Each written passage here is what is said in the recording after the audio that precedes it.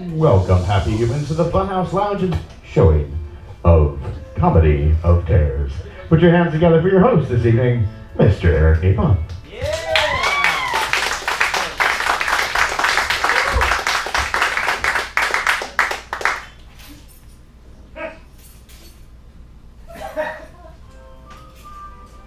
Thank you, Ash. $1. Yeah, that's I love that the keys have a little tracker. Yeah. Well, they're not mine, but they are now. Welcome to the Funhouse Lounge, everybody. How are you doing? Very good. Ash, who's doing this delightful sound. Give him a round of applause today. Yeah, Ash!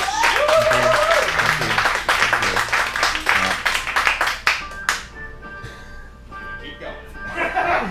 Thought I hinted twice about going to turn it off. There it is. Now I don't have to compete with it. This is beautiful, Ash. Thank you so much. And tonight is the best part about this is it is fully improvised. Anything can happen, including that, and including finding keys on stage. That just makes it that much more fun for all of us. I hope you're enjoying yourselves. It's a nice, hot, disgusting day outside, so enjoy a little bit of air conditioning. We really appreciate you being here. We do also appreciate you wearing masks during the show. We are still in that slight little edge of COVID, so we really appreciate you taking an extra step. We will do our utmost best in the near future to get rid of those. But by all means, we'll also take an air mission. You can take them off when you head outside, get a different form of fresh air and that sort of thing. So again, we thank you, because if you weren't here, this would be really awkward for us. Except the keys would be okay. Tonight's show isn't, if you're not aware, tonight's show is an improvised story. We're going to make things up entirely from the very beginning of our night's show to the very end. Everything will be made up on the spot from an inspiration from you. Now, we wanted to do a little bit of Shakespeare, and so we're going to do our best to have a lovely world of Shakespeare, but we wanted to have a bit more fun with it, and so we are going to be merging our show tonight with the classic movie monsters that you find near and dear in your heart. So, for that being said, we've had a few wonderful ones so far this week, last week I should say. So I'm giving you like 2 seconds to think of classic movie monsters in your head, and then in a second I'm going to ask you to say those out loud, and we're going to go through them and pick stuff out of them. We'll see what goes. Right, so 3, 2, 1. What do you got? Alright, good. I heard 3 great ones. I heard the Blob, the Demigorgon, and Bigfoot. Which has been on film, potentially. Fantastic. All right, 3 really great ones. I'm going to go with, I feel like the Blob inspires me a lot. That's one I don't think we're going to get very often. So let's go with the Blob, which means we want to inspire the Blob. We're going to get to see how the Blob shows up in the Shakespeare show. It may be literal, it may be very, very non-literal. But what we do need from you, my lovely audience, I want 3 things that are really important, that stick out in your mind when you hear about the character, the Blob. So what is one thing that you find like vitally, like a really iconic thing about the Blob? Yeah? Mochi. Mochi, as in the rice flour. Yes. No, I mean the little like sweet. Oh, yeah. Yeah. It is. The rice flour. Yeah, yeah. And you're right, so stickiness. Yeah, I would say the Blob is incredibly sticky and yeah, elastic. Elastic and stickiness, I like that. Yeah, I love that. What else? Gluttonous. Ooh, yeah, very gluttonous, very large and devouring. How beautiful. And one more thing that you find very iconic about the Blob. Devising. Growing. Delicious. Nasty, rolling, delicious, devising. Great. Let's go with delicious. Yeah. Back of my head says that's gonna be a fun show. So we got the Blob. We've got very sticky and elastic. We've got what did I say? Delicious. Yes. And what was the other one? Gluttonous. Yeah, gluttonous. Gluttonous. Fantastic. Great. We'll see how those lovely things mix their way into our lovely Shakespeare show. By all means, if you feel you truly desperately want to take pictures, you're more than welcome to do so. Please do us a giant favor, no flashes. And you're here to watch live theater, so don't hold it up to make people watch your show through a screen. Other than that, enjoy it, have a great time, and Act 1 of...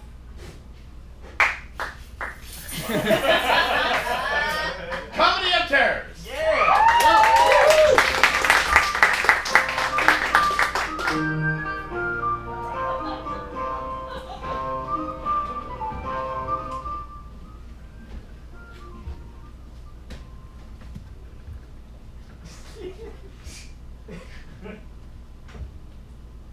Thou lookest smug.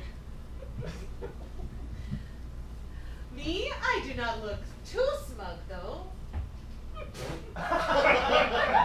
'Tis the most smugginess I have yet seen thee be. Ah, you would not know smug if smug were to approach your face and smack it. 'Tis true, of course, but your smugginess is so in fact large that even I, with my blindness towards smugness, can sense the smugness within thee. Very well, Gerald, my husband. I will share my secret with thee. Hey, tell Francis, out with it then. I have caught a bit of gossip in town this day, and I am entertained. Francis, this must be, in fact, some incredibly amazing gossip, since thou thinkest so. Yet I do not think you will find it funny, for it is boring. But it does entertain me. If it shall be so boring that I will think it not, why hast thou fallen in love and smug with this mere bit of gossip? Fie, I will tell you my secret, Gerald. Come close, so Yes, no one Francis. else in our neighborhood will hear. We are laughing so loudly at this gossip. I have not yet laughed. Nor have I. The mirth I have contained deep within.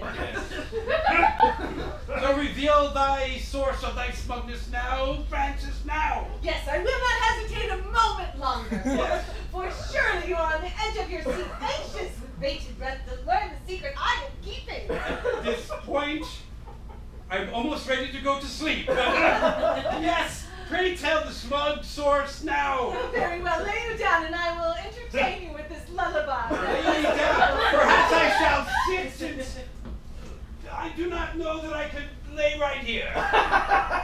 Yes. I was in the market, down in yonder square this In the morning. square, the market, The market in the square, not the market in the field, nor the market at the farm, but the market In the square. Yes, there I was, in the market in the square. Me, everyone in the market, and my dear friend Constance. You do remember Constance, of course, I remember Constance. She's quite lovely. Yes, Constance is as lovely as the sun is bright, and she is also clever as a duck. And so bright doth she shine that she makes those which she touches hot. Indeed, and therein the joke does lie. Yes, very well. And so Constance and I, we are talking a little of this and a little of that, and I say this and she says What did that. you say? I do not recall something about a duck and an egg and the field. It is not Nothing important. worth. Indeed, Yes. I could not recount it even if I were to try. Shall I try? No. Nay, you are waiting for me to speak. Yes. So Such girth. there I am in the market in the square, me and my friend and I, and just little of this and little of that. And then Constance says to you, Yes. yes, Yes. in the way that the sun does make the earth hot, and Constance Yes. does make the men thus so. Yes, she says But to she is me, bright beyond very any bright, other. though as clever as She a duck. doth shine. She does shine. She says to me, the cobbler wishes to wed her. What?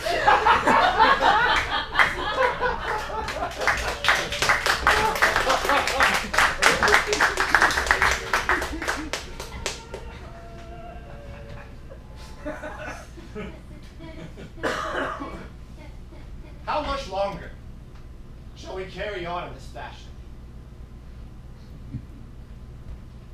What would you have me say? These are sad days for men of action. For action, there be none. So, what have we then? It is how we have defined ourselves all these years. And now what? Shall we begin to learn to shovel?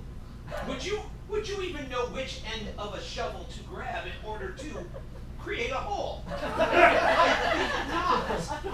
Shall we, in our most fearsome warriorness, shall we become a tailor, pick up a pair of shears and cut fabric, with which end I know not? You would not know a loom if one fell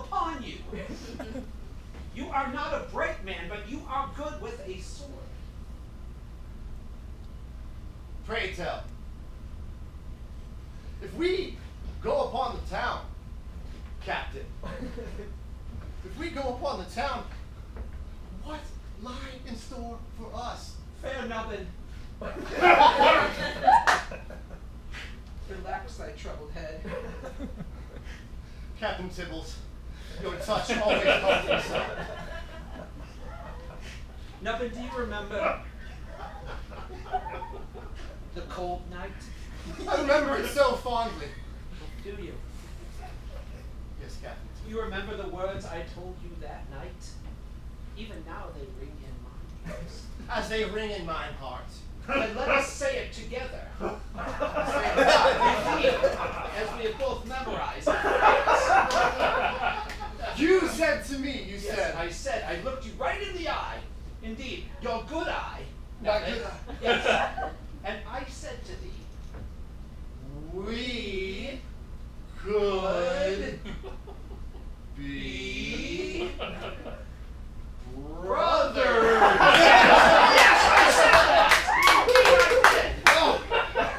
And it's just like we are brothers, for I have known you so long. And if we were to go upon the town and enter said town and tell such residents of said town that we are brothers, Oh, the brothers who offer their services. Brothers with swords who offer their services. Dost thou have an enemy that would like to see dispatched? What is the solution? we are falling back into old habits. We are no longer warriors. We must find a new trade. And if not, we find one. We have eliminated Hole Digger and Taylor. What else is there?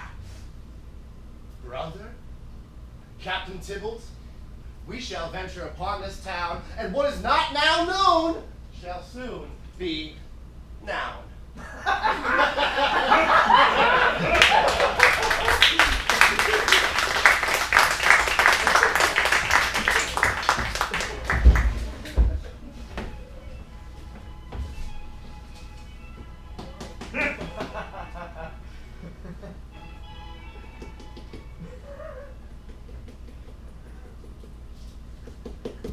Catius!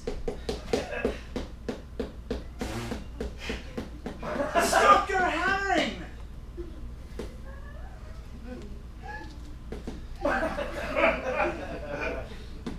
The shop is in ruins, Catius!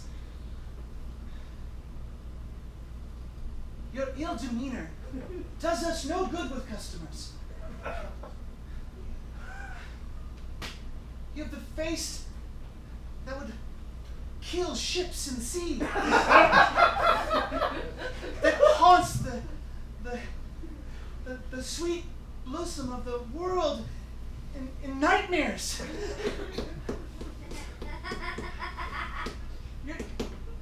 Your sadness is a pox upon this shop.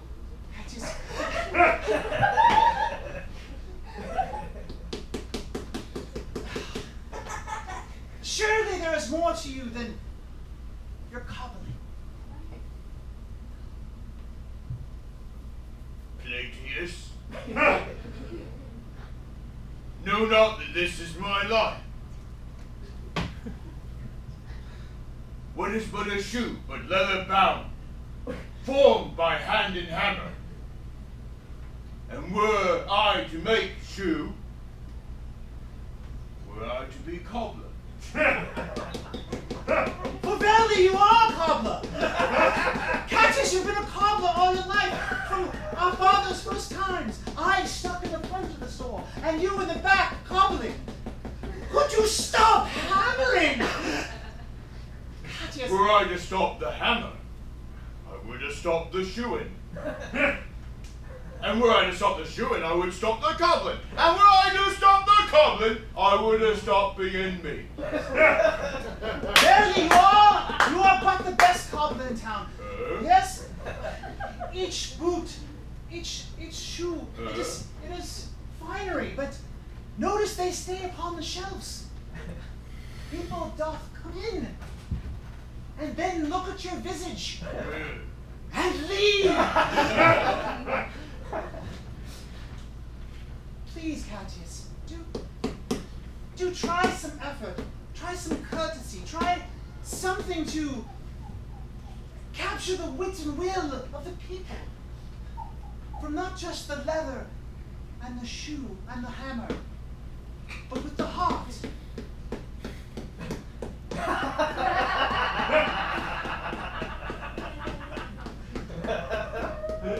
You are more than hammer, Catius. You are more than leather. You are a man. A man of grace and of power. And I say to thee, get out of this get out of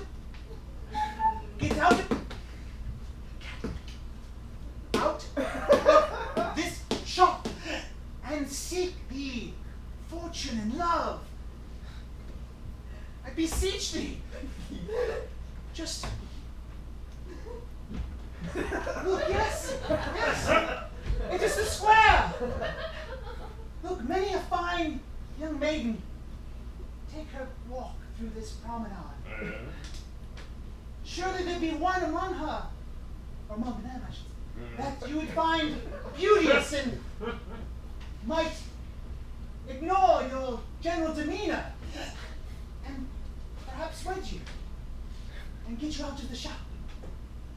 Were I to leave said shop, who would hammer? I have hammering hands as well.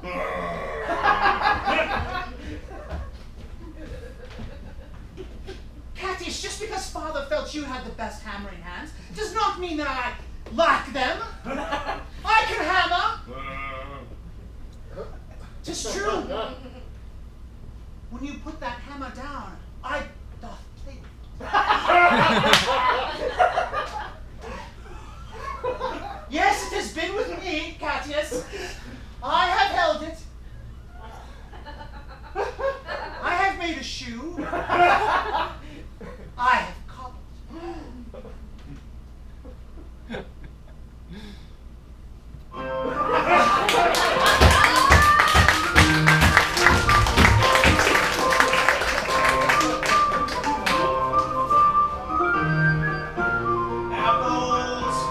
Apples for sale. I do apologize that I didn't tell Apples. myself. But he will keep your secret. Apples for sale.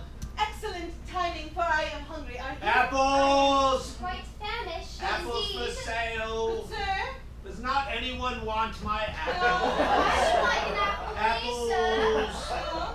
We would like an apple apiece. One for me and one for my friend. Forgive my lack of customer service skills. I am new to this industry. Ah, Wouldst thou crave a green apple or a red apple? I dare say that, milady, I think a red apple would be best for you. why do you say this? To match the beautiful color of your lips, of course. Oh, methinks he does flatter because he thinks he will fetch a better price. And for you, my lady, a green apple. Why? It reminds me of the luminous color of the moon when it is full and hanging in the sky. The most romantic time of the entire day. It is unclear with whom you are most enamored. It is not important, for I am married to whom everyone in town does know, and And thus I shift my attentions to the younger one. yes, of I course. said that out loud, didn't I? Take my apple, please. Thank you, and we'll be on our way. I believe there's payment in order. Well, this is not a job if I were just to give away apples. Well, Unless- important matters we have to discuss, and this is not one of them. I shall wait then for my payment. Have no money, have you? I have no money either. Apples. Perhaps you will forget while we are Ah, talking. yes, indeed. But do tell me, Apples. has the cobbler made his proposal yet? No, not yet, no, but I am most excited because it will happen any day now. And when he does, I will be the most ready for it. Tell me how it is you knew he was in love with you. I knew he was in love with me by the way he looked at me. He had such a sparkle in his eye. But did he speak? No, not a word. Not a word, not anything, not a single indication as to what he felt, sir. Well, he didn't quite say so much that he loved me, but he looked at me as though he did, so I believed it was so in my soul. Yes, I do remember when my husband did look at me in that way. These days, his look has shifted a bit, but I do take the meaning to be the same. Even now I hear my opportunity. My lady, I hear thou art dissatisfied with thy current husband. Not only am I an apple seller, but I do have a sword to lend. Perhaps you would have me dispatch this gentleman? I fall upon old ways, yes, but new ways are not working. This proposal, most indecent, has caught my attention, and I am amiss, for inside the wreckage of my heart does feel a stirring, and yet I am loyal. My lady, wouldst thou not see thyself free, as even now I offer these apples? I am loyal, dear sir.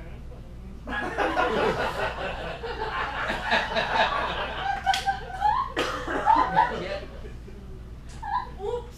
The juice of this apple does run down my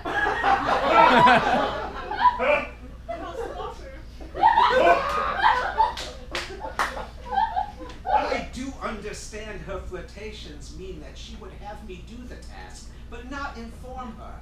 And so I set about my task. These apples are very juicy, and I am embarrassed to have the juice run about my chin in this way. Perhaps this apple was a mistake. Perhaps you should pick your jaw up off the floor. What do you mean? Why, look, we do not have to pay for the apples. We have extracted together, and in this way, we have run away, and we owe no payment. No payment indeed.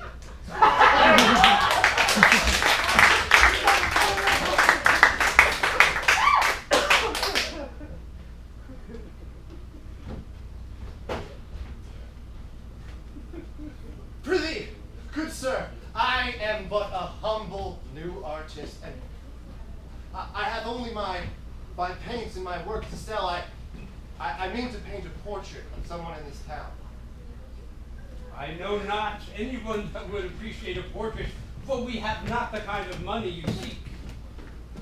Sir, I look only for a small pets, and in fact, the painting, I have already painted it. I now need only find the man who I have painted. I have not seen a man like that in our town. Oh, at all, or it could be the jester, perhaps. Tis not you. That is not I. Tis quite amusing, though. But the fashion and the visage was such that I thought surely, upon walking into the town, I'd find my subject of which I could make my pence. Tis too bad thou cannot paint a new portrait of someone who might be worthy of such a portrait. Sir!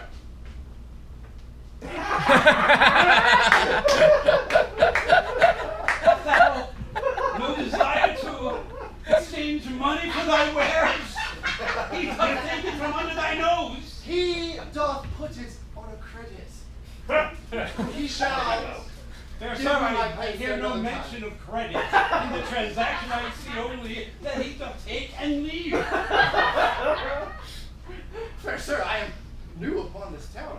I thought there was a credit system in place like most other towns to which I have been. No, not without written agreement, of which you have none. So the toils of my labor have... Yes, but I have, for you, I have someone who should sit for you that, she is like the sun in the sky, she doth shine so bright, and to put her visage upon a canvas, it would be a thing of beauty that all would come to see. Pray tell, my name is Melvin, but what be this woman's name? And what be yours, fine sir? Well, I am I'm Gerald. That is of no consequence.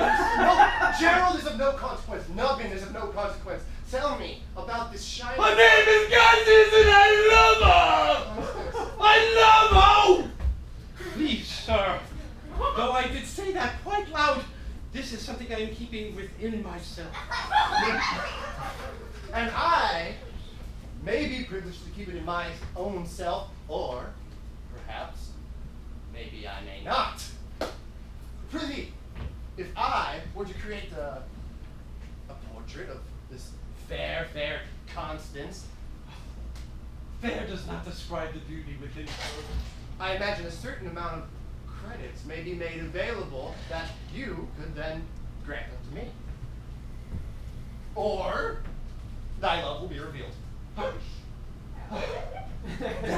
hast pretended to be an artist when in fact he is a swindler. I have fallen for the oldest trick, thy swindler in thy artist garb. Yes, you have fallen for thy oldest trick in the book.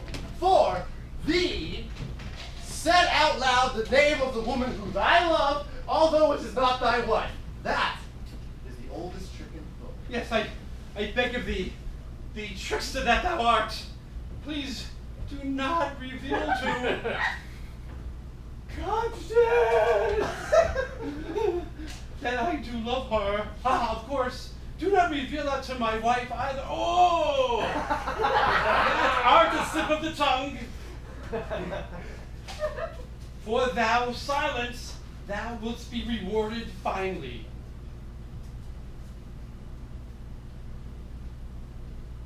Okay.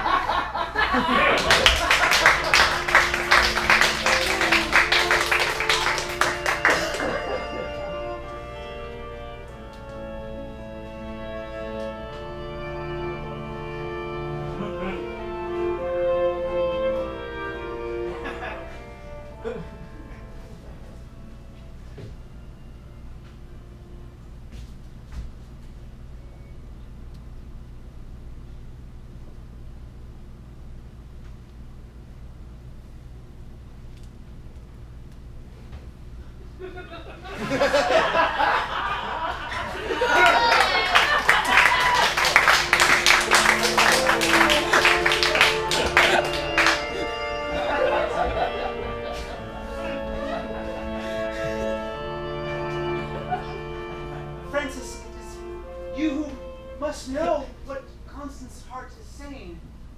Has she spoken to you, to whom she loves? Ah, it is you, Plateus, for she hath said to me that she wants to be wed and the cobbler will propose. So it is, of course, her heart that is kept within your hands. Are you sure? You sure it is not that easy?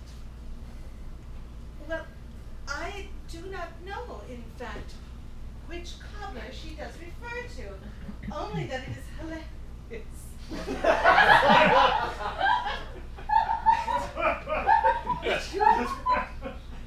I apologize. Do not laugh at my For my love has been strong all these years when I first saw her on the field. Oh. And yet your tongue has stayed still in thy mouth. But when one looks upon visages beauteous as her, you... Indeed, she does have a lovely face, and she has a sweet disposition indeed. That being said, of course, in order to wed, you must ask. She cannot say yea, nor can she say nay if your tongue remains still in your head. Yes! And so, because you are shy in this way, a wedding never will be. It is a joke that does keep giving.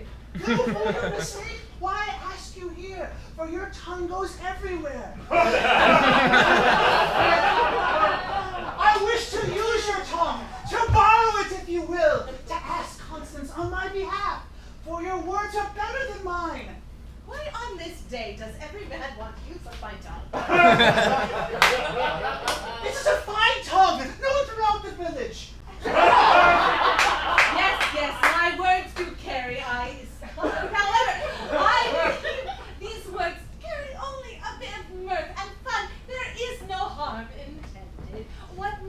do you wish me to convey if you yourself are too afraid?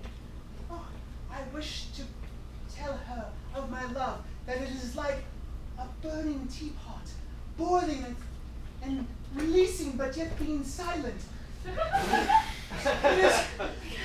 It is leaves, yet watery, but still will be stained at some point. See, this is why I do not talk of love.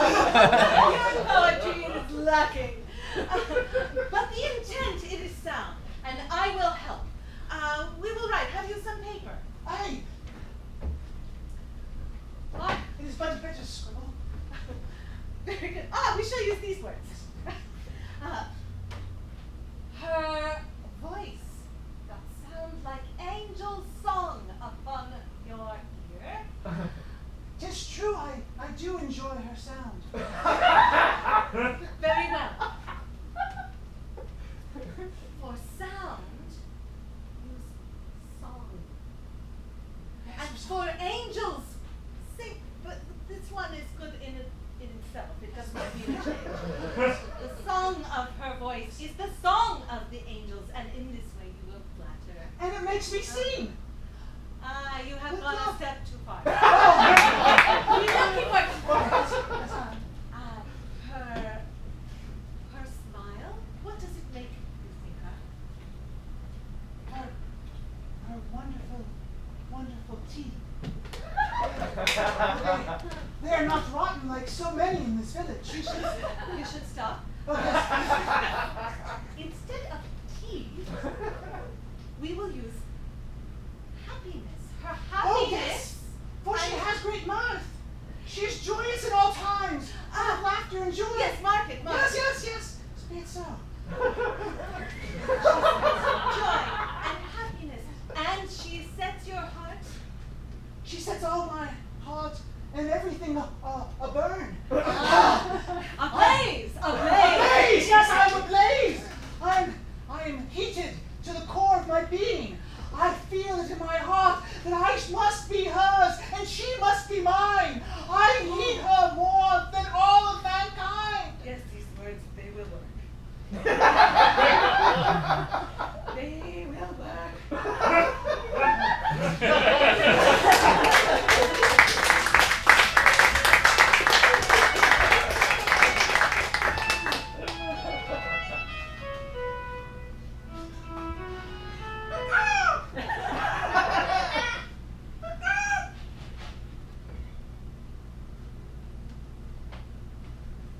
Captain Tybalt! I heard the signal. Now that I would ask thee lower thy voice. I apologize. I shall have my voice lowered. Captain Tybalt, as good as my own brother. Now, but I do not know what you have been busying yourself with, but I bear great news. Share the news with me. I'm so full of it, I fear if I share it, I shall only have a half measure of it and not feel so wonderful. But perhaps sharing it with my brother will double it. That is indeed possible.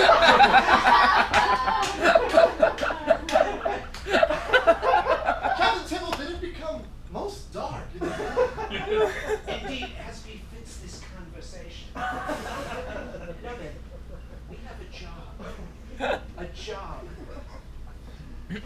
A task as we did in the old days. To murder, to slay. Yes. My heart overflows with joy. For these town-like tasks, though they be interesting in some light, they drive the joy from my spirit. For I wish only to kill and stab, to slay again. That's understood, and even now, there is a wife in this town, a wife of means, whose husband does not grant her the minimum that one woman might expect from a husband. He is a man who is not, let us say, all he could be, I'm guessing. And so she is sad. She is aggrieved to the point of wanting him dispatched. Pray tell, I have met a man today. I Wait, have once met a man. A man who would like his wife dead as well, because 2 jobs, my dear friend, are better than 1 job. Oh my God. Yes. Yes! Yes, this is grand news indeed. To be fair, I sort of forget some of the things that we have talked about when I talked to this man, but he mentioned. Give me what thou dost recall of your conversation. Well, he hath taken the love of another, not his wife, but of a beauty amongst the town. Oh, yes. And Yes. so he has given the secret to me that I may hold within myself. Well, obviously, dear Nubbin, a man conveying the secret to another man, without outright saying it, as he cannot being a gentleman, is that he would like his wife dispatched. He has fallen for the oldest trick in the book. It is how it is conveyed without being conveyed. I agree Though- most verily. Though His thou wife- dost not know how to read in this case, thou must discern what is between the lines. Yes. You will kill this man's wife. I will kill this totally other woman's husband. And we shall fill our pockets with gold and leave this town rich men. And I shall no longer jest as an artist amongst the town. Oh God, no, I have seen thy paintings. Thou have no talent, my dear friend, except in killing.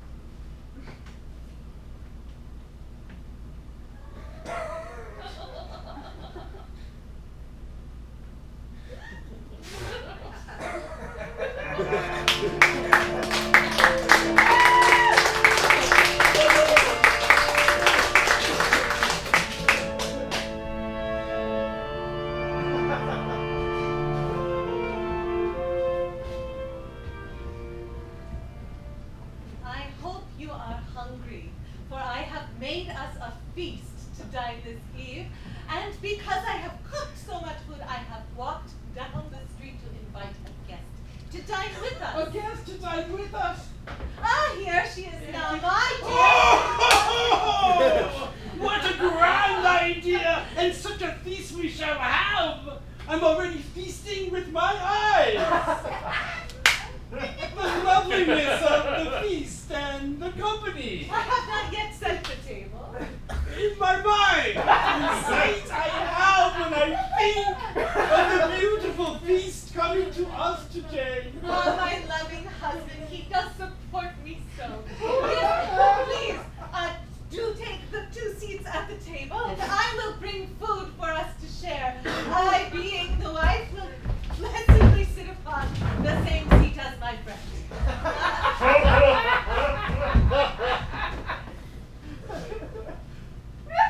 Do not miss me, I will not be gone long. Sweet, gentle friend Gerald, it is so wonderful to be in your home this evening.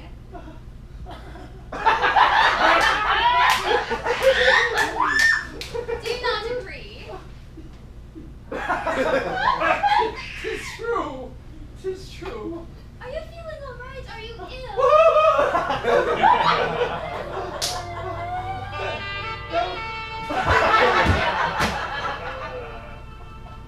Thou startled me with thy touch.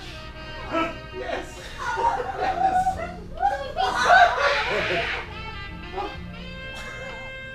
Okay. That is much better, isn't it? Oh, It's okay. okay. Now, art. I have returned with appetizer. Wife, that was quite fast indeed. I did procure a basket of fruit for this day, and it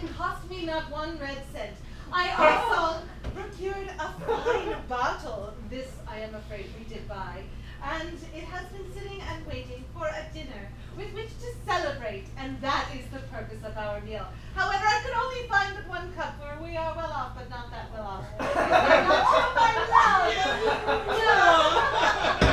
So please, you will share one cup and have some fruit, and I will bring dinner shortly. Thank you, Francis. You're so kind. Isn't she so wonderful? Oh, she's quite. She. I'll be right back!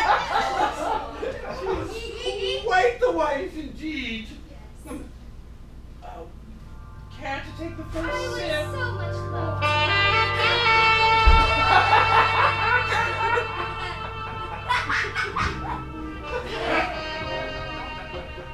Perchance if I should put my lips upon the place on this cup that she hath touched, it would be as if we had kissed, and our bodily fluids put together.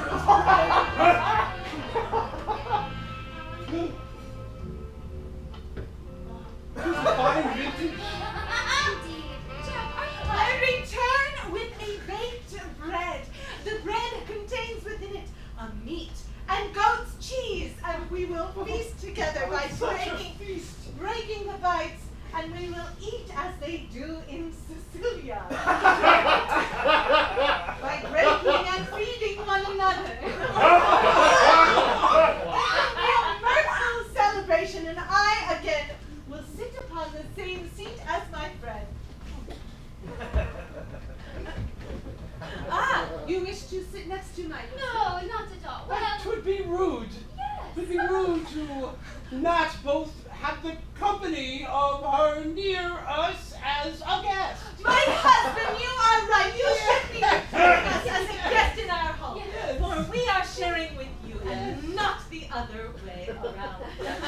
Together the three of us shall feast. Yes, we shall. Would you like to break the bread? Before you break that bread, know this. You are the two most treasured souls in my life.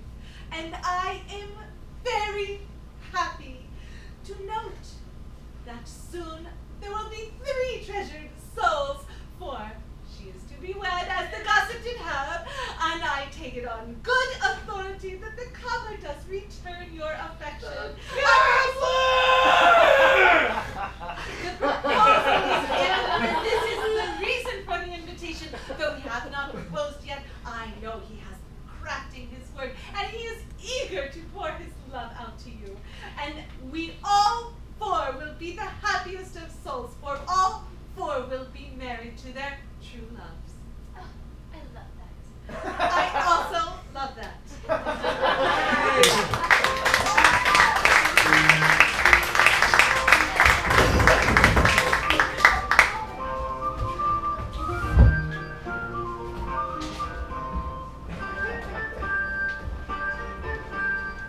Cobbler? I have come to you because I would request. Well, it is a delicate matter of which I speak, so I would ask this information now pass beyond you. My mouth is but silent most of the time anyway. This is good. I need a pair of boots suitable for sneaking. Oh, As I am about to embark on a mission upon which I cannot tell, but suffice it to say that in some manner some ill deed may be done to someone. oh, do not let my ears hear of ill deeds. As I said, stealthy wear, I can say. As I said, I cannot speak of it, but if thou wouldst drag it out of me, there is a man I would kill, but I have Do not tell, for then I am but accomplice to your evil deeds. As I said, I cannot tell you any more than the fact that it is a wife who wants her husband dead. And yet I say No, you keep telling. Yet and no, I know more. Now I feel obliged. Oh, why dost thou drag it out of me? It is Frances, and she wishes her. There! Are you satisfied, cobbler? For sake, my world will be ruined if you kill Francis and Gerald. Just Gerald. It is not Frances I would kill. Frances is. You know, she is. She is the key, but Gerald is He's town mayor. And if you would kill him. Oh no, who would run this town? Is that what thou art saying? Yes! This town would be forsaken without Gerald. Oh, and yet I say, a man who runs a shop of shoes deals with all sorts of people every day, does he not? Indeed I do. And he negotiates deals at every turn. Indeed I do. Does such a man not possess the skills to run a town? Oh, an evil plot that is prickle in your mind. And now prickles in mine. And as my accomplice, all I require of you is a new pair of speaking boots, which I will pick up 2 days hence. Thank you, sir, and I shall be on my way. Excuse me. I shall be on my way, your mayorship. Captain Tybalt, your bravery and sneakiness shall provide me with all the riches and my heart's desire. Thou hast now gone from accomplice to mastermind in one simple step. Yes, I am but a mastermind. You are. You compliment me so well. First you dragged the information out of me, which I did not want to give. and now you come up with this plan where you will become mayor. I did not think it so at first, but now that you put piece with piece with piece, I see the entire puzzle. I will be Lord Mayor. I shall be Constance man, and Gerald shall be dead. Interesting. It seems everything is going to work out for you, does it not? Verily so.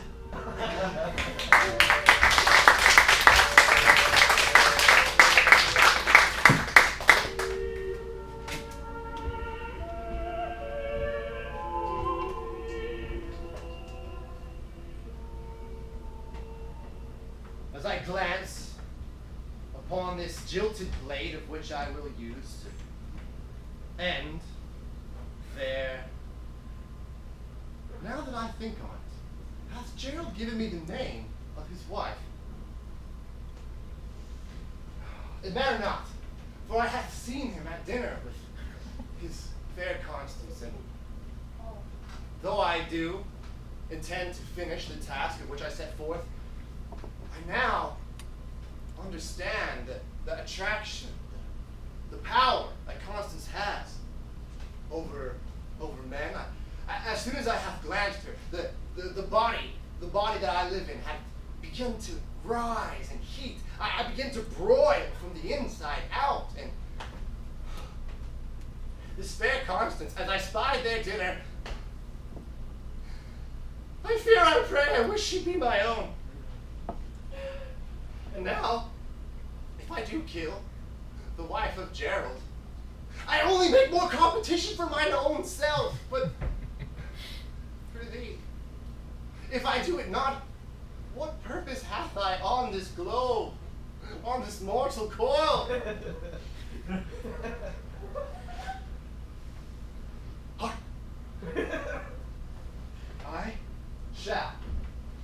I shall finish my task. I shall paint the most lavish, the most wonderful painting of fair Constance that this cursed town hath ever seen, and I shall take her with me, and I shall slay the wife on the way out.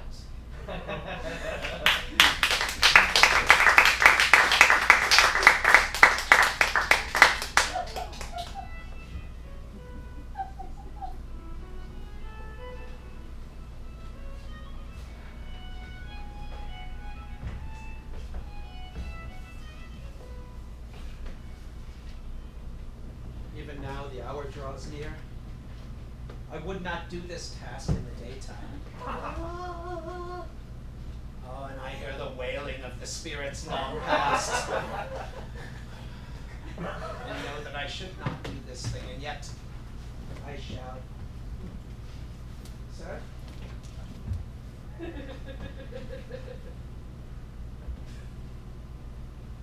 I welcome thee to my spot of reverie.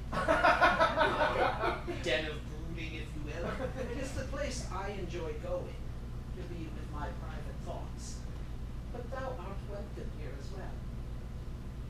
seems like a kindred spirit. I thank thee. I see hammer in thy hand. Would thou be a workman of some sort, a builder perhaps? Aye. Builder Eh. of sorts? Aye. Now, a wagon maker then. Nay, not I. Perhaps, perhaps thou dost affix shoes to horses. A farrier.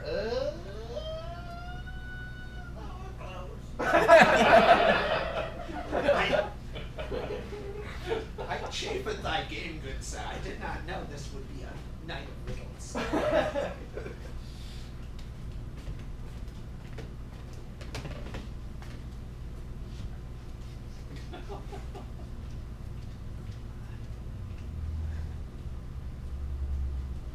Feet. Yes, sir. Feet, yes. Art thou the cobbler? Aye. But I have already spoken to the town cobbler, Oh. and a town needs not more than one cobbler. No. How canst thou be a cobbler if this town already has one? Unless you have sought me out to dispatch the current town cobbler. I hear what you are saying, sir. Even without saying it, and I accept your proposal, good sir. I shall dispatch the cobbler and make you the primary source of footwear in this town.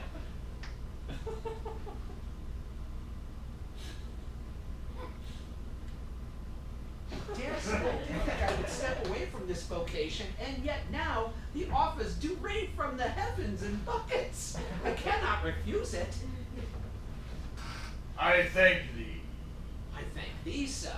I thank thee. And I thank thee. And I thank thee.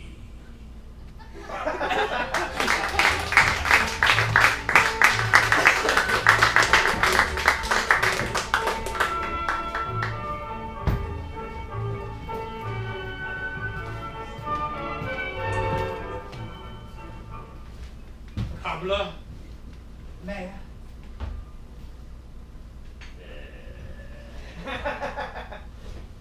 Thou art not fine. Thou art but a buffoon, riddled with the fleas and infestations of your office. For thee, thy infestation would be a cure for the rot that goes within thee, inside and out, in every part of thy body. The rancor and spoils that exit and exhume your body fills this village with pain and rancor such that has never been seen since the 10 curses of the Lord. From thy body, thy poison emanates all through eternity to the heavens above and to hell down below, such that no one can survive. Your mother knew you to be My mother! your mother!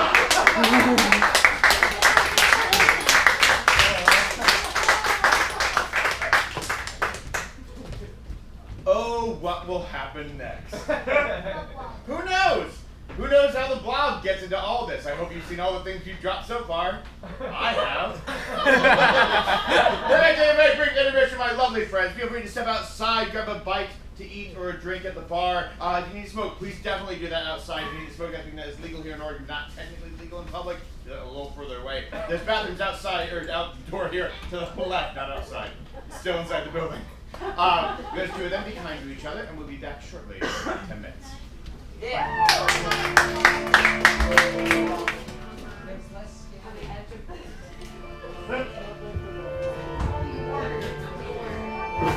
Welcome back, my lovely friends, to the Funhouse Lounge.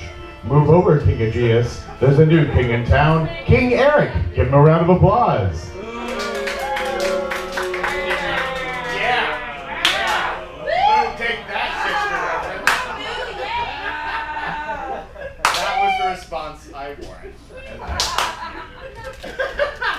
I hope you're having as much fun as we are. So glad you're back. Funhouse Lounge, it's fun to the time. We like to do fun things here. This is one of the things we do. This show is running this week, next week, and then the week afterward. Right into the very beginning of September, we're going to be running. Every show is completely different, if you couldn't figure that out. We take a different monster every time. We do a whole different Shakespeare show every time. Anything's possible. And as I spoke to a couple of you with some wonderful speculation as to who and what could be what later on, who knows? We don't plan anything. That's what makes this show really, really delightful. We do a lot of really fun improvised shows like this. We have, not after this will be a scripted work, but after that we've got Murder Mystery Machine, which is Scooby-Doo characters, and they stumble upon like a hostile Saw movie, and it's gory, and everyone dies in the end. It's amazing. That one's going to be in our Halloween October sort of season. We've got Star Trek improvised musical that we do, some really awesome musical shows and improvised shows. We also have a lot of scripted shows. Immediately after this show, at the was really the first full week of September, I think it's September 8th, we opened a magnificently brand new show about Batman. A musical, Batman, a little Dark Knight music on this lovely stage, encompassing all the Batmans. It's amazing so far in all the rehearsals I've seen, but it's brand new and it's amazing and it's awesome.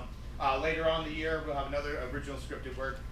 Die Hard the Musical parody is returning. It's an amazingly cool show. We also love really cool shows we do every single month. We've got a lot of amazing comedy shows. Some of them are based in like comedy roasts, and we do. There's one that's based on YouTube videos and stuff like that, and some that are advice based from the audience. And then there's some other really cool improv shows like Domprov, which is where a dominatrix takes over the stage and the audience is safe mostly. But the actors perform and then they're rewarded or punished based on their improv.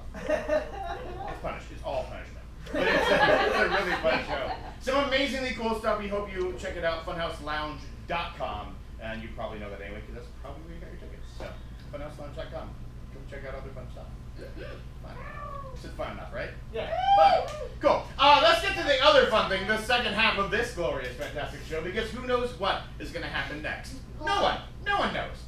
We're going to find out together, which is why I love improv so much. Now, that being said, we want to have a little bit of fun here, and we want to start our second half in a bit of a surprise for all of us, which means I need you to name characters we're going to see. Now, before you start yelling things out, you may or may not remember their names. That's okay, I'll figure it out. So, go ahead and name a character you'd love to see. Constantine! Constantine, as in the character that...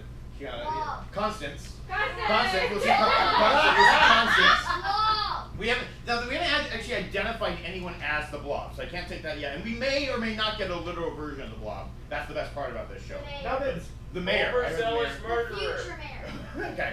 The future mayor. I heard Nubbins. And what was the other one over there? Overzealous murderer. Overzealous murderer. Captain Tibble. Nice. You two have been silent.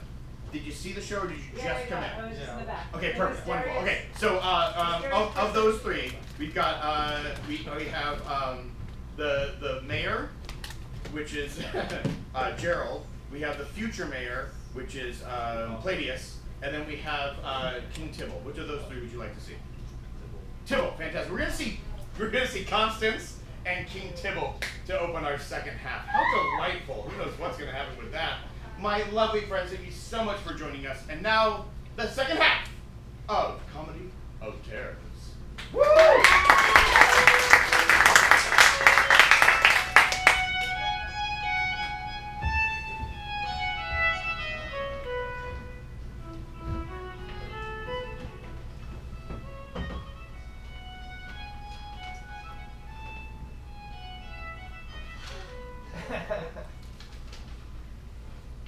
Tis a letter from my love, my sweet, sweet cobbler. I love the way he looks at me, as if I am the sun and he is the moon. Or I am the sun and he is the clouds. Or I am the sun and he is the warmth that envelops my breast.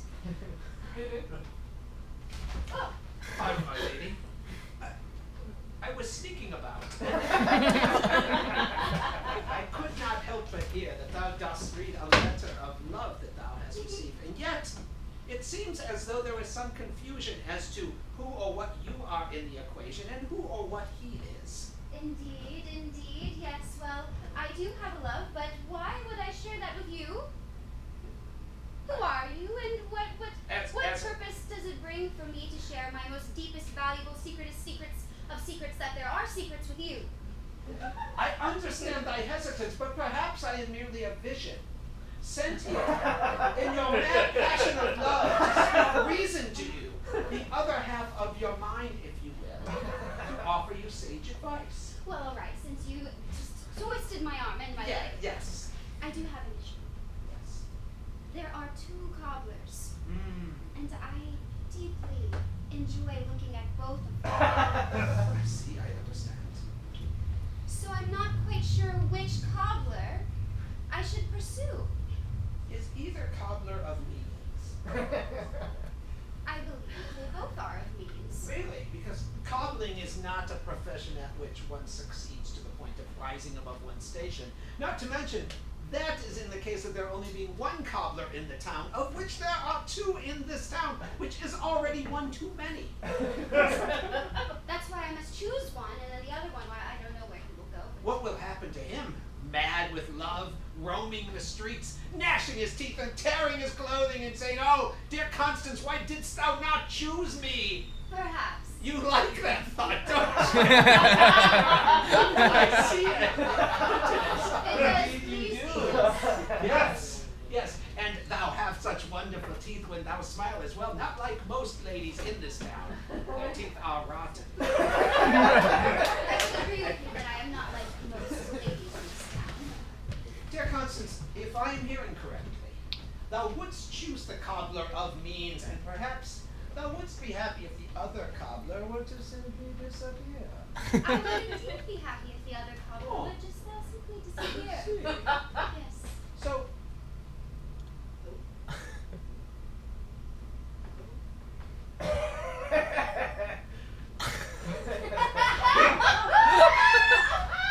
perhaps merely another vision. Perhaps this was all a dream. We don't know, do we? Perhaps it was. I agree.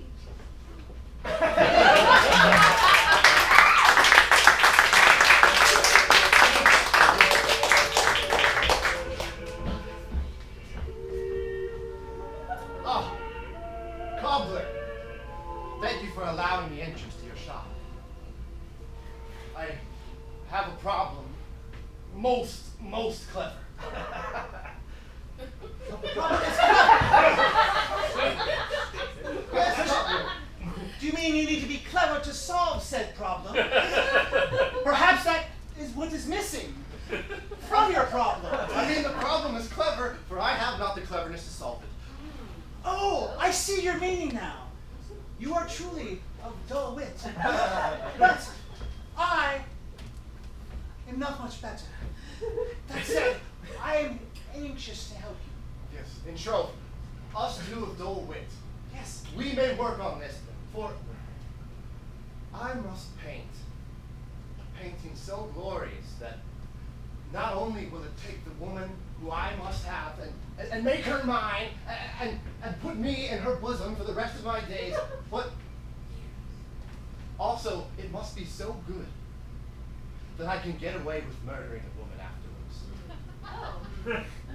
This plan seems twisted and torn. Why dost thou want to murder a woman that you want to paint a painting for, to give your heart to? This is the same woman. They are but 2 different women. Do not settle on the two. Hark! There's my brother Patius, truly the best artist in this land. Are those stealthy shoes ready yet? Oh, he's just hammering. No, in truth, his form is quite inspiring.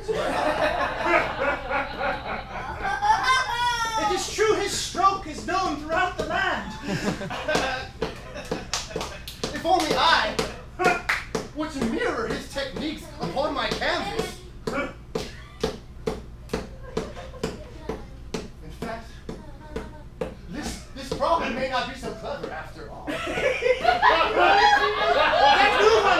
That move, I believe, would be forceful and powerful, would give much love to your love. But surely, I beseech thee, you both are going to hammer. Beseech thee, do not murder for love. Prithee, I agree with nothing you said. I shall hammer my pace, and I shall kill for love. Thank you, cobbler.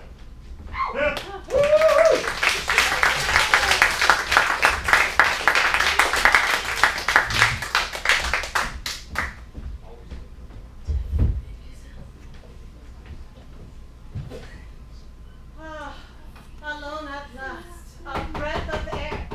In this wood, I do sit. Please enter the wood. My lady, I thought it gentlemanly to knock upon a large tree before entering the Ah, it is you, the man with the basket, and yet carrying fruit you are not. I am not. I was an apple merchant for a short time. I found it not to be my calling. It was distasteful. I had to speak with people. That was not fun.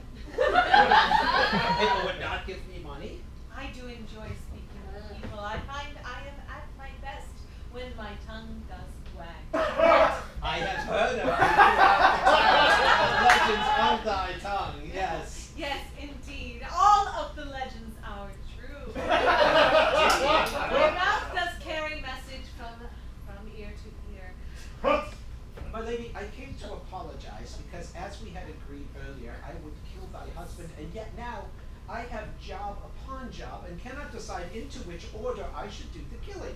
And so I apologize, I have not... Hold! I have I not... beg of thee, hold!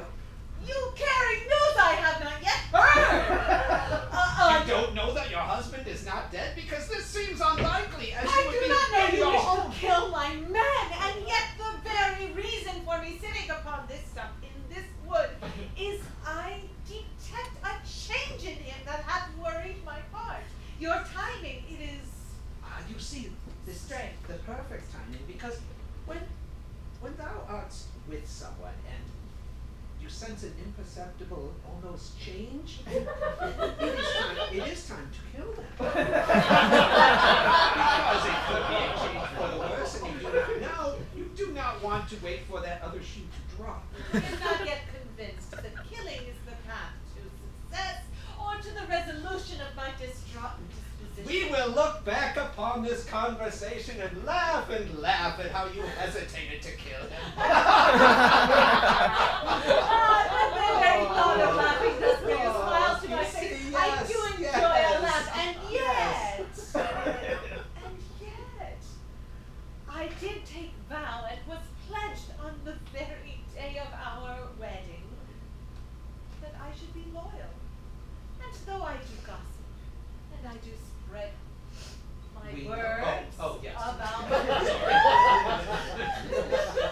the town, Mhm. I have remained loyal, and would remain loyal, and yet I did host a feast in my home. 'Twas intended to be a joyous celebration, and yet my husband did look upon my friend in the very same way that Thou you speaks did of look. Constance. Yes, you did look upon my friend, and all of the I men did do look look upon her. Yes. I took my eyes up and went all over Yes, her. I understood that. I had to wash my eyes afterwards. I haven't washed my ears after listening to your soliloquy. And this is the reason for my misery, for I do love my friend, and I do love my man, but I do not wish for my man to love my friend. And were it to be true, what would you wish to happen? Because I got this right here. I'm sorry, what? A good point. Amazing, yes, indeed. A good point it is. A sharp and witty point. For were it to be true, I would wish to pluck his heart out of his chest and swallow it in one mouthful. To feel it beating in my stomach as it were digested. For so would the wedding vows be torn in this way, just this way and that digested by time, and I would have my revenge. So we must wish that it not be true, To and hear you- merely a woman's worry. To hear you talk as such makes my loins burn like a furnace. I do not know how to proceed from this moment. Perhaps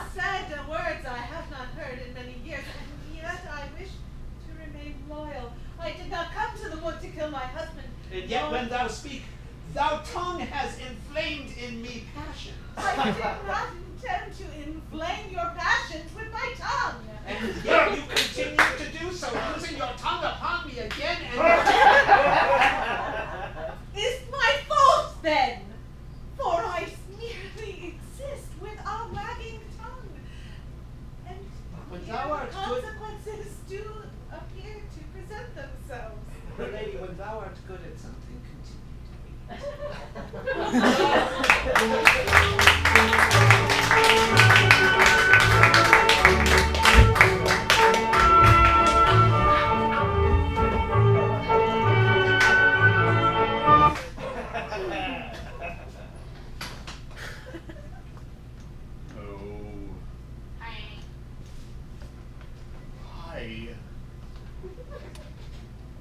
Why must these treasures belong not to me fall upon my hands? Gentle stroll I take. Most evenings, late at night, though occasionally in the mornings, perhaps an afternoon or two, I stroll, casual, calmly.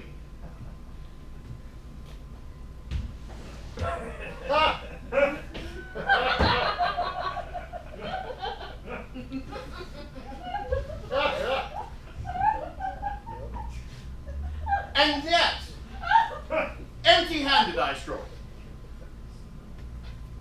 And upon my return, here I sit. Full. I need not these things. I'm a lord, of course. And yet, my desires, they burn inside me as if a darkened need for hunger, for a gaping hole must be fulfilled. These things, they fill me, expanding outward, to take in the most gluttonous fashion that I fill my gullet with other people's belongings. Were this to be mine, I were purchased it for a fine penny or two. Yet I have spent not a dime, nothing of mine own.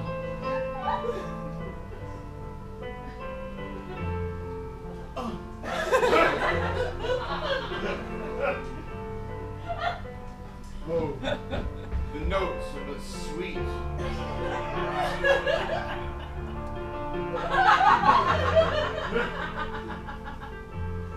But a person comes. Good morrow, gentle friend. She has but nothing in her hands. What of hers can I take then?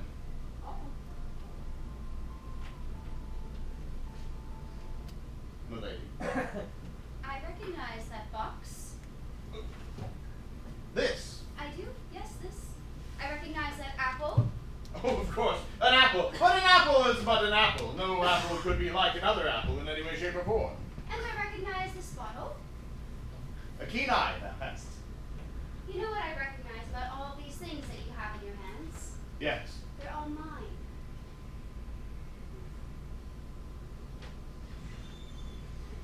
The apple. The apple, yes. The box. The box, indeed. The bottle. Well, And the painting of you.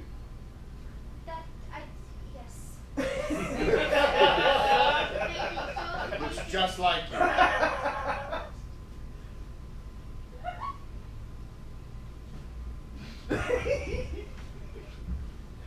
I have these treasures.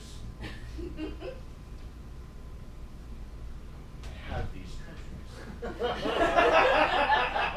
And yet I have not one more. Do I dare? As a lord, could I take a person? Could this be a thing that I truly need? When I left my home this morning, I had not planned on taking a person. moment I feel the need to see her standing there.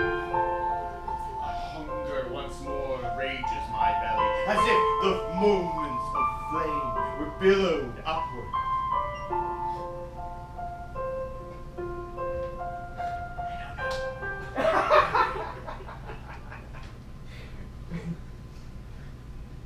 May I ask you a question, Lord?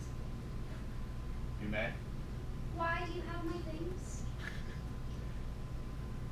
Why would you ask Why would such I a question? not ask such a question? These are my things that you've taken from me. Is there a reason?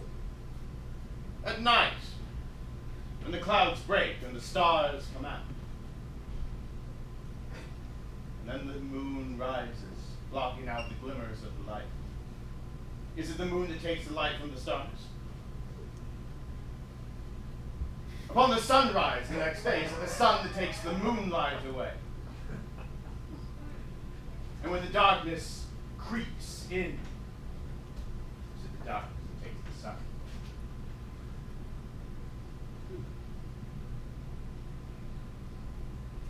And then why does the sun take the night?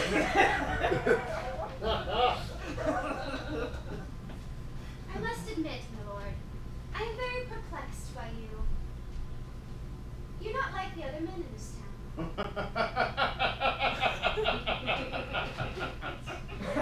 No.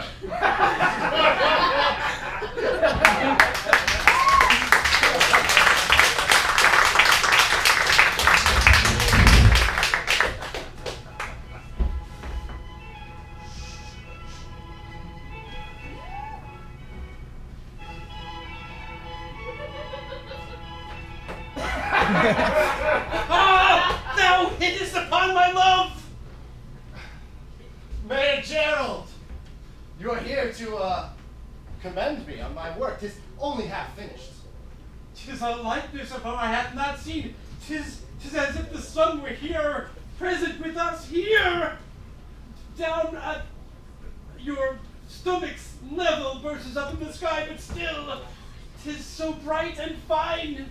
And to think, when I came upon this town, was it not you who saw my first painting? And now, my skill hath improved verily, and Ah! Thou hittest upon them still! dear Mayor Gerald, the painting shall be finished in time for you to present it to her. At what moment do you plan to present the painting?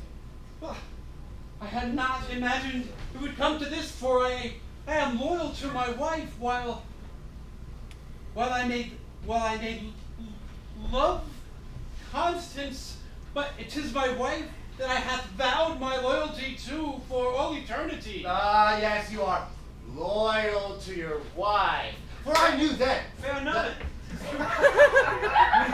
I knew then that he feared. Fair enough. Captain Tibble.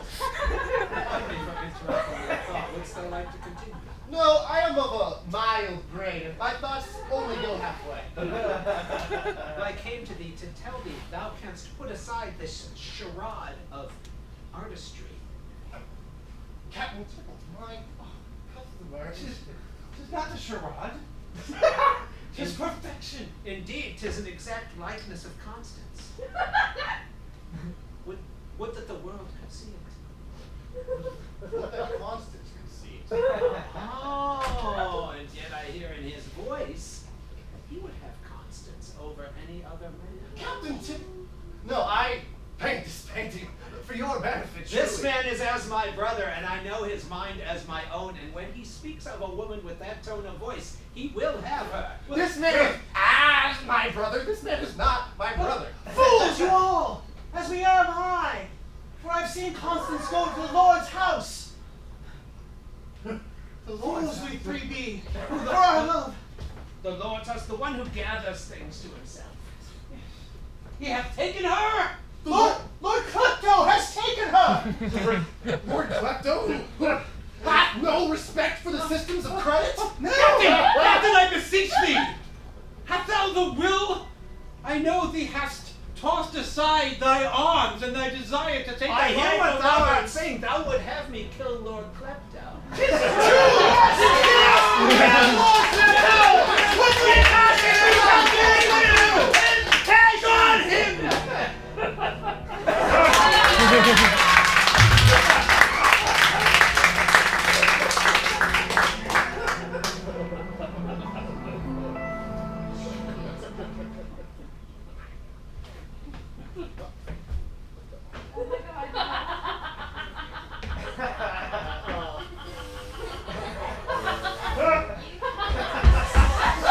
Lord,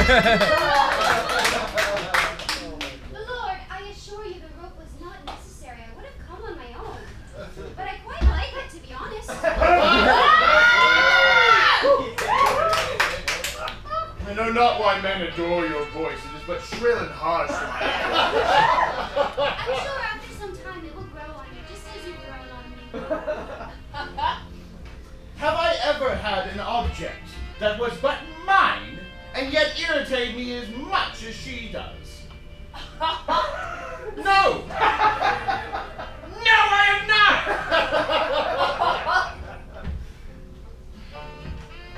Lord, I'm hungry. And so you shall eat. But of a leaf. Does ladies eat leaves? Maybe I'm hungry for something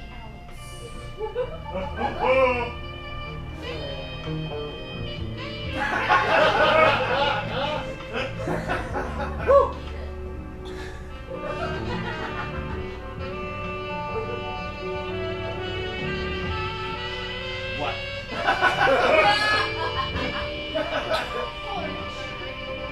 Porridge, yes. Have I not had an object like porridge? Cold, wet, and sticky. And yet filling. For a bowl of porridge doth fill one's belly upon finishing said bowl. Yet this bowl of porridge is hot, wet, whoa, overtly sweet. Never wanted to feed a bowl of porridge to a goat more than this bowl of porridge. And yet I have made said bowl of porridge, and to waste said bowl of porridge would be wasteful. I'm not. My lord, Captain Tybalt. it is not just I. Oh. All of us have come. It's behind you. It is odd you should only address Oh. me. Lord Mayor. You have taken the sun prisoner. The light in the sky shineth no more.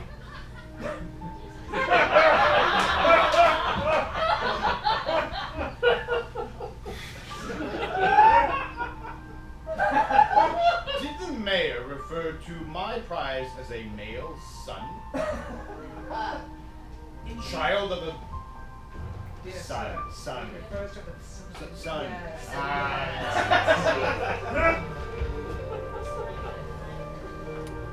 Good sir, if thou would be agreed, perhaps thou shouldst do the job yourself. Hast thou ever wielded a blade? I have. Not you, I'm speaking No. to him. That's not. In short, Lord Klepto, you are the one whom we are here to slay. We will not be giving you any weapons. Indeed. I. And then, to be fair, I am also to kill Gerald, so that he may become mayor. And then, and then your brother, the other cobbler, has indeed enlisted my aid to kill you as well. Yes, you fool! And then who will be mayor? Foul men! All you lot foul! I have brought this sword upon the road, and I will have my revenge upon all of you. I heard you, my husband, speak of the sun plucked in the sky, but it is my friend, and I am your wife, and you swore to kill him when the rumors to the truth, and yet there you stand, mouth agog, and you matched lover, and yet she is bound to this man quite thoroughly, and we have not met. I am Francis, the wife of Harry Francis!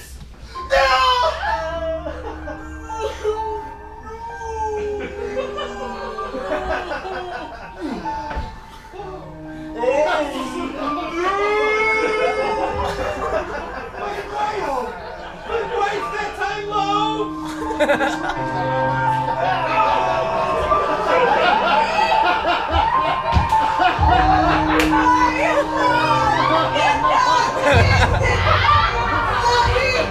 no!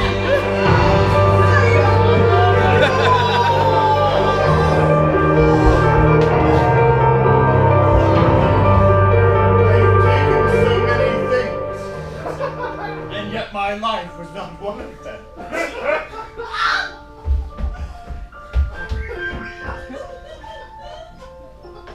And so, dear Nevin, we find ourselves out of work once more.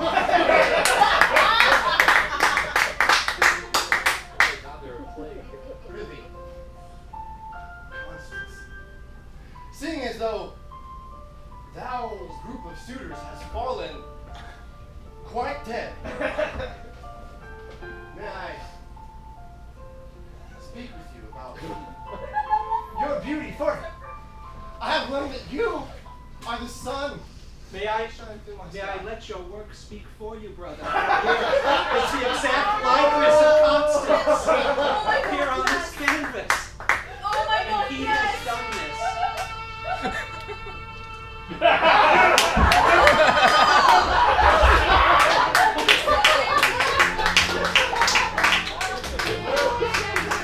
My sweet Constance,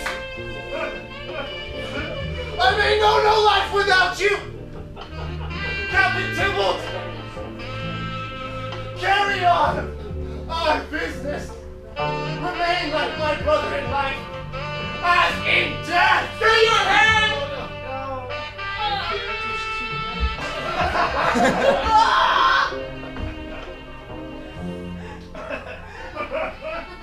Cobbler, Mayor. For even now, as the bodies litter the ground, we find a new mayor of this town. And though they all draw their last breath, and though we are surrounded by death, I hail you as our new king. Who would have thought such a thing?